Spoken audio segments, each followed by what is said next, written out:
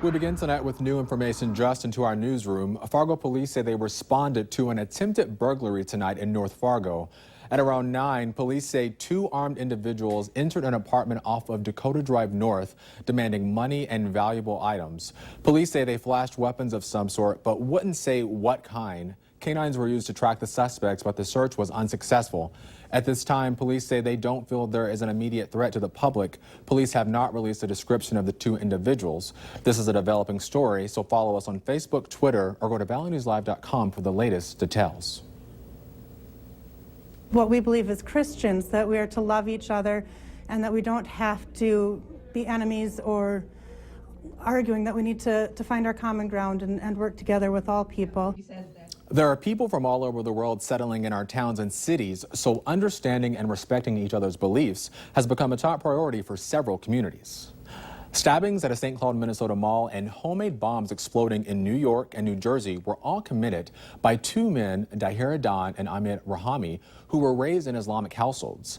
These attacks have fed into people's fears that all Muslims or people from a particular region of the world are bad. Valley News Team Giovanna Simas takes us to a Meet Your Muslim Neighbor event where people were encouraged to come in with an open mind and leave, hopefully, with a different perspective.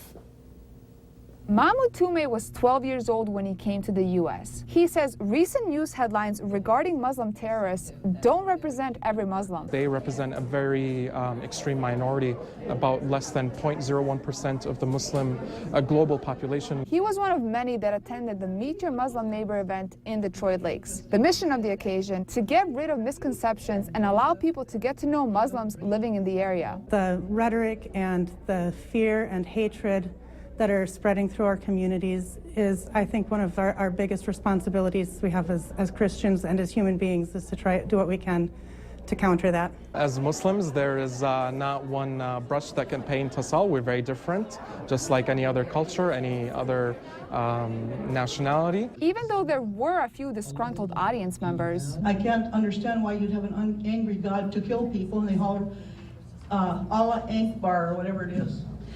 Allah Akbar just means God is great. Probably you didn't listen to anything I say just now. The Muslim community says they hope people can still keep an open mind about their religion. Where are we going to go if we can't love one another? Toumeh has this message for everyone. Not to be afraid to reach out to people that are different from you, whether they're different in their sexuality, in their nationality, in their religion. In Detroit Lakes, Giovanna Simic, Valley News Live.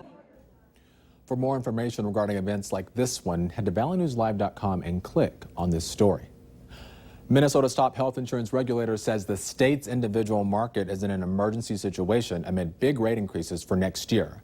That's according to Department of Commerce Commissioner Mike Rothman, who told the Associated Press that the 5 companies offering plans through the state's exchange or directly to consumers were prepared to leave the market for 2017.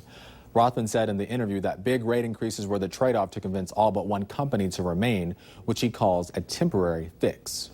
Rothman says he hopes lawmakers will make reforms before the market collapses. The Ottertail County Sheriff's Office is asking for the public's help finding a missing, vulnerable adult. Thomas Alstup, 89, has not been heard from since noon on Wednesday, September 28th. Alstup lives on the south side of Spitzer Lake off Ottertail County Highway 38. An extensive air, land, and water search for Alstup was conducted on Friday, September 30th around his home. Alstup is 5'8", approximately 135 pounds, and wears glasses, and he does not have a vehicle. Anyone with information is asked to call the Ottertail County Sheriff's Office at 218-998-8555. Grand Forks Police wants to remind your kids about what to do if a stranger approaches them. That's because 41-year-old Eric Larson was talking to 2 boys earlier today in Grand Forks. They thought Larson was trying to abduct the boys based on the phone call, but it turns out he had an unusual conversation with the 2. He's in Grand Forks County Jail facing a disorderly conduct charge. Work is halted on a section of the controversial Dakota Access Pipeline, but that's not stopping people from heading over to Standing Rock to support those tribal members. Reporter Ellery McCurdle met up with some Minnesotans as they loaded up to make the trip this weekend.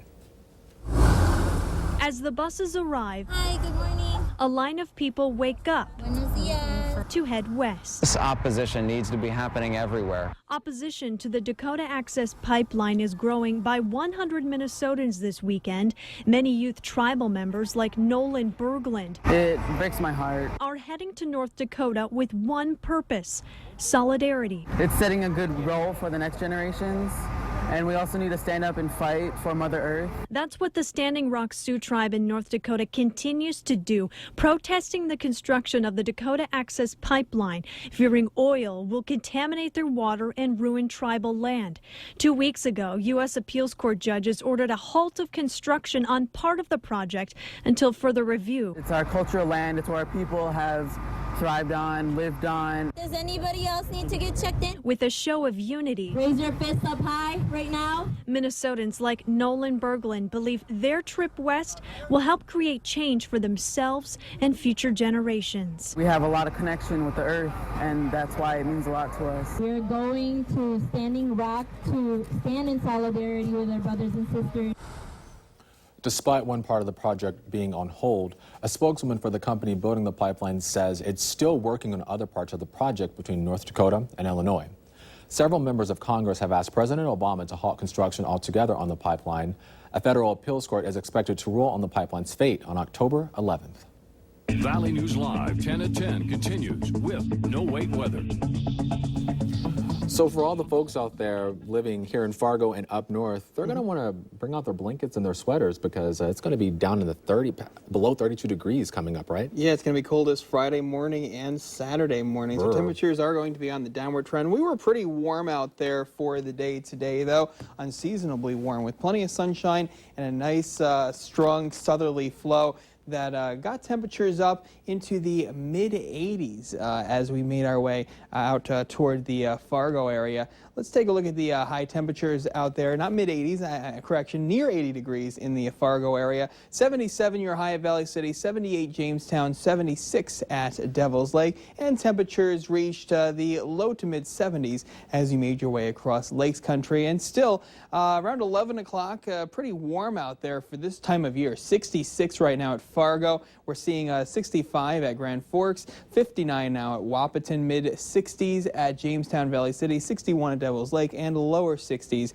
into Lakes Country. And wind speeds now picking up just a little more, between 10 and 20 miles per hour, mainly from the south. So the satellite loop over the last couple of hours showing mostly clear to partly cloudy skies south and to the east of Fargo, with a few more passing showers, especially just off to the west of the Red River, south of Grand Forks, and north of the Jamestown area. That's basically it for the moisture as of right now. High pressure still in charge off to our south, slowly moving to the east, giving us that nice southerly wind. This low pressure system will make its way east into our forecast area by around Monday night and give us some rain through Tuesday and early Wednesday. But as we make our way through the overnight period, we're going to keep some clouds, and temperatures will stay mild as we will be into the low to mid 50s for lows. And then most of the day on Monday looks good. Mainly sunny skies here into the Red River Valley, with warm air still around. Temperatures into the low to mid 70s,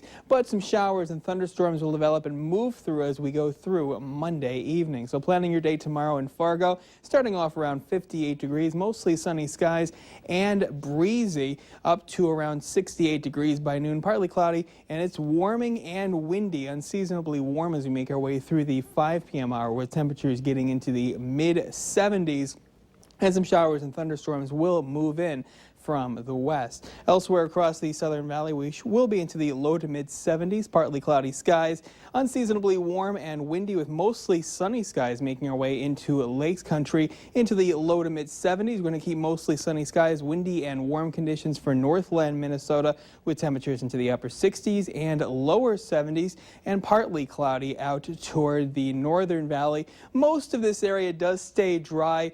The showers and thunderstorms do wait until later on into the evening to move through, and temperatures will be into the upper 60s and lower 70s. As we go through the day on Tuesday, that low pressure system will continue to slowly move through, so we will keep showers likely. We're going to keep that southerly flow, so temperatures will remain into the low to mid 60s out there as that rain makes its way through, and it will be windy. Now this storm system will make its way out of here as we go through the day on Wednesday. Wednesday. So here's your photo of the day. It's called Nature's Painting. This is in Thief River Falls. Thank you, Marty, for this one. We're going to use this in the background of the 7-day forecast. Recapping the next couple of days, 76 on Monday. Most of the day stays nice, partly cloudy, but windy with that nice southerly wind keeping temperatures up. 67 on Tuesday, and it does turn rainy with some showers and thunderstorms as that system moves through. It will make its way out of here by Wednesday. Breezy still, a little cooler, 62, and then cooler still into the lower 50s on Thursday and Friday. Partly cloudy skies with a slight chance of some showers on Saturday, but a high of 54, and back up to 59 for Sunday with partly cloudy skies, and lows into the lower to mid 30s. The coolest days on Friday into Saturday. So is this how fall should be in this area for like 53, 52? You know, we should be into the lower 60s, so we're well above normal now. We're going to be below normal by the end of the week. So it averages out, right? Yeah, we'll average out. Thanks so much, Justin. Yep. Still to come tonight on Valley News Live at 10, an app meant to help you make friends. It was tested out on NDSU's campus. We hear from the developer next.